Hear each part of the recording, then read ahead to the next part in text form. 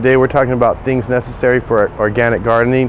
One of the most important things necessary is a place to grow your garden in, whether it be a soil garden outdoors. You want to make sure that it doesn't have any, it's free from any kind of chemical fertilizers or pesticides.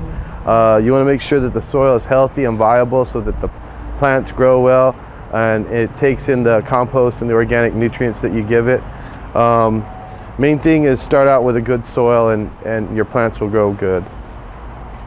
When getting started with organics indoors, once again the most important thing is the soil. Make sure you start out with a good organic soil.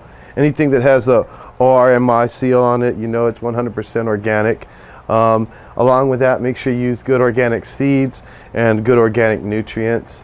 There's several on the market, whether you use a fish fertilizer like this Alaska's fish fertilizer to get your plants started, or a powder fertilizer like this bat guano to finish your plants off. They all work the same. Just make sure that they're organic and they have the OMRI seal on them.